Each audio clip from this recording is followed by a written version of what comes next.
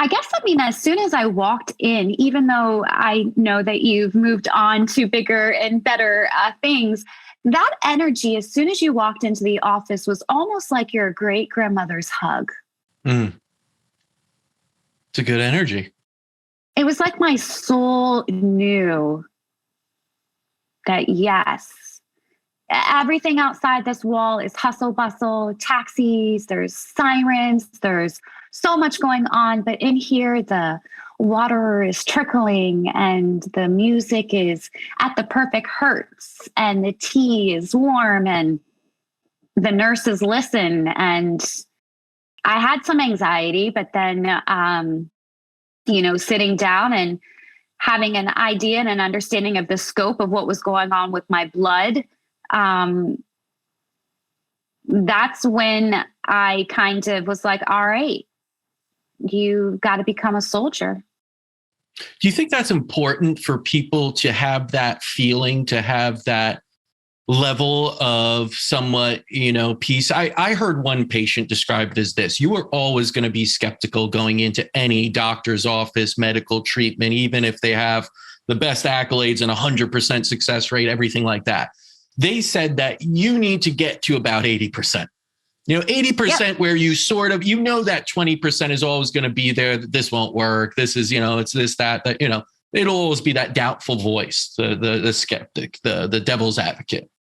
But if you could reach that 80% of, I feel good enough about this, I have some understanding, maybe not 100% understanding of what's going to happen.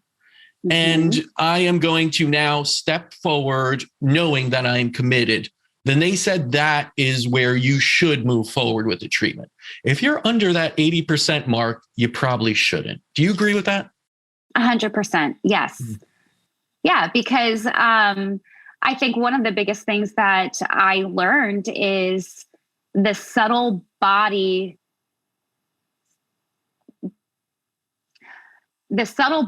link to dis-ease. And if in your mind you are going to continue to cycle thoughts to your cells of dis-ease, they will continue to replicate the message. Another way I like to explain it is like a record groove. I may not have been able to fully comprehend everything that was presented to me that day when I sat in front of your dad and got the results.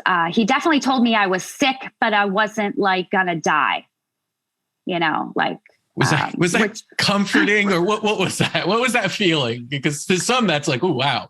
To others, that's like, hey, that sounds pretty good. I think the delivery, the paternal aspect that he has when he sits in front of you,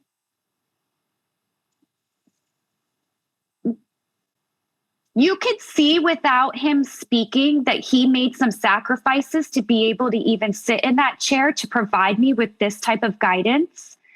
And I also feel like I went through some of the bullying that he may have also gone through when he made the decision to possibly transition from that Rockefeller type of mindset to, I'm going to try something a little bit different.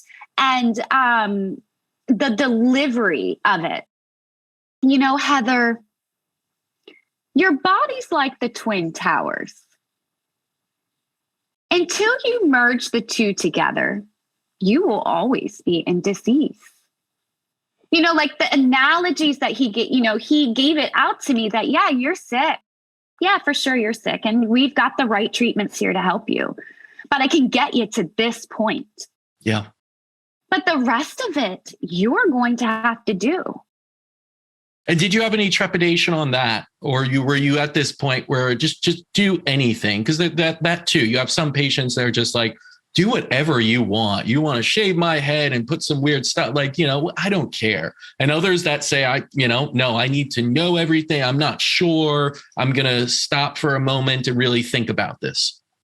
No, I think in that moment in time, it was either plan my funeral or plan my wellness journey. And you chose the wellness journey. I only had two options. Yeah. If I didn't proceed with the treatment plan that was laid out in front of me, I wouldn't be here having this conversation with you. And I fully know that in the core of my body.